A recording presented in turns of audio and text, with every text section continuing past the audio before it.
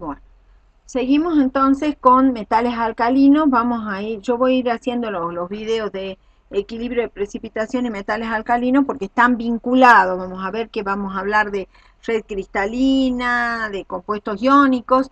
Y en este grupo de los metales alcalinos y alcalinos térreos, que son los dos primeros grupos de la tabla, también llamados grupos 1A y 2A, forman parte del grupo de los representativos. ¿Sí? Y entonces todo lo que trabajemos de red cristalina, de energía reticular, de solubilidad, de radio iónico, nos va a ser de mucha utilidad.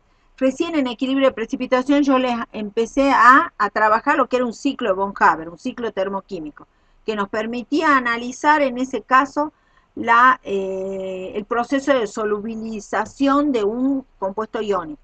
Bueno, acá vamos a ir ampliando ese aspecto. Esta unidad es bastante larga, tiene mucho que ver con las unidades de equilibrio de precipitación y tiene mucho que ver con todo lo que es enlace. Acá vamos a trabajar enlace, no solo enlace iónico, sino también enlace metálico, de acuerdo a las teorías de enlace que corresponden.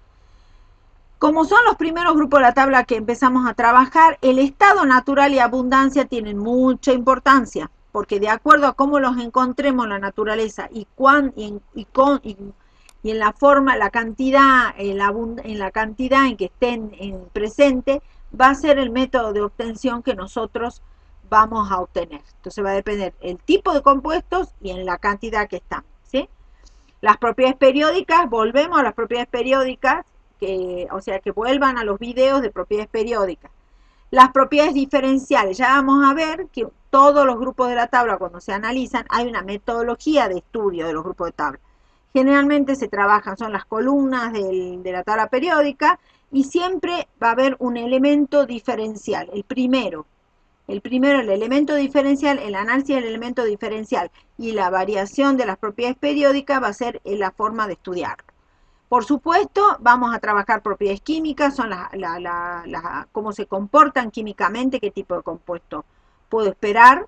En este caso, de este grupo, la mayoría son compuestos iónicos, la gran mayoría. La diferencialidad de los elementos los primeros elementos del grupo va a tener que ver con eso, ¿no? Bien, la unión iónica, la formación de un haluro iónico y el planteo del ciclo de Von Haber. Ahora volvemos al ciclo de Von Haber, pero para la formación de un compuesto iónico. La solubilidad en agua, eso es un poco que ya vimos en equilibrio de precipitación. La formación de compuestos más importantes, o sea, tiene que ver eso con propiedades químicas. La obtención industrial, métodos electrolíticos y las excepciones. Hay excepciones a los métodos, a la obtención de estos metales con métodos electrolíticos. Los productos más importantes, acá vamos a trabajar soda solvay, que es una sustancia que la usamos mucho industrialmente, el carbonato de sodio, el proceso, la obtención de hidróxido de sodio y carbonato de litio.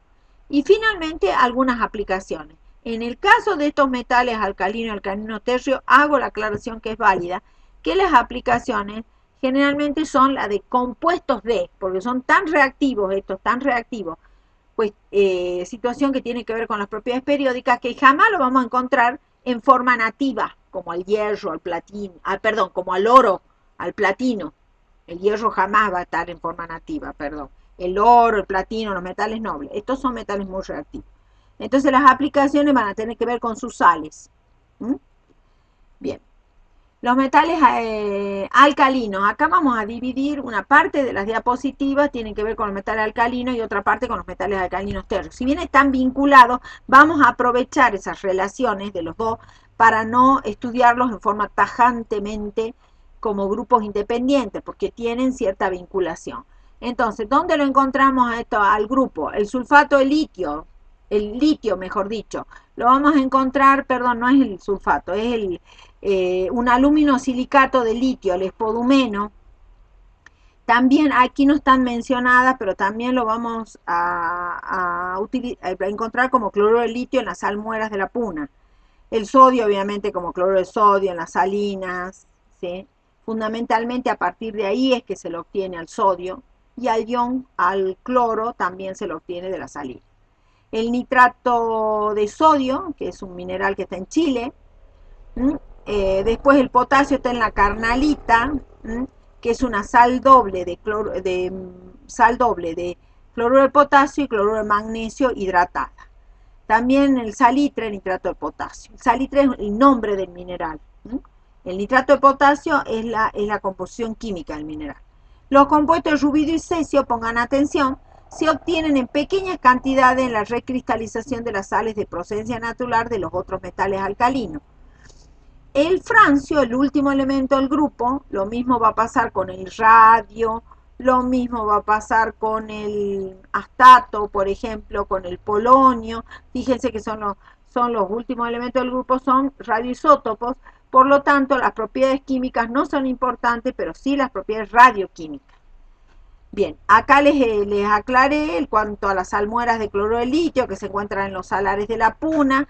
Les marqué las 3 provincias: Salar de Olaroz en Jujuy, Salar del Rincón en Salta y Salar del Hombre Muerto en Catamarca. Bien, aquí vemos la abundancia, por supuesto, como les decía, no del metal nativo, sino de sus sales. Fíjense que los más abundantes son el sodio y el potasio, y los menos abundantes, por ejemplo, rubidio y cesio. El cesio es muy poco abundante, por eso es que se lo obtiene como subproducto de los otros metales. Los metales alcalinos, ya se los adelanté, son muy reactivos, por ello se encuentran siempre en compuestos: óxidos, haluros, hidróxidos, silicatos, y no en estado puro. Son metales blandos, estos no son los metales como el hierro, como el cromo, como el cobre. Son metales muy blandos, vamos a ver, sus constantes físicas dan cuenta de eso, y son los grandes reductores de la tabla periódica. No hay reductores más poderosos que ellos. Incluso el litio, que es la cabeza del grupo, el elemento que está al principio, es el mejor reductor de la tabla periódica. Si son muy reactores, quiere decir que tiene mucha tendencia a oxidarse. Entonces vayan ya derivando qué propiedades, cómo van a ser las propiedades, como los potenciales de oxidación, cómo van a ser los potenciales de ionización. Vamos a ir relacionando con esas propiedades. Y como les decía, son metales blandos de baja densidad. Y por supuesto, en disolución, aquí dice, en disolución acuosa, pues muestran propiedades básicas. Eso no estoy tan de acuerdo, eso póngalo entre paréntesis, eso es parte de la presentación, pero porque en general forman sales neutras. Bien. Los metales alcalinos y algunas propiedades, por ejemplo, comparado con los metales como los halógenos. ¿Por qué los comparo con los halógenos? Porque justamente están los dos extremos de la tabla. Los alcalinos como metales netos, estos son metales, o sea, tienen predominantemente propiedades metálicas, y los halógenos, que están en el otro extremo, propiedades no metálicas, ¿no? Aquí se observan como son metales. Fíjense aquí, aquí están los puntos de fusión y ebullición. En general son puntos de fusión pequeños porque son metales blandos de baja densidad. Acá aclaro que están en grados Kelvin, así que a esta temperatura que de fusión réstenle los 273 grados Kelvin. Bien. Acá en estos siempre van a encontrar la tablita famosa que analiza propiedades. A nosotros lo que nos interesa es qué significados tienen esos números. Acá tenemos varias cuestiones: la configuración electrónica, o sea que tienen un solo electrón, 2s1, 2s1, 3s1. Bueno, eso nos va a indicar que nos tiene que dar, explicar cómo va a ser las tendencias de reacción.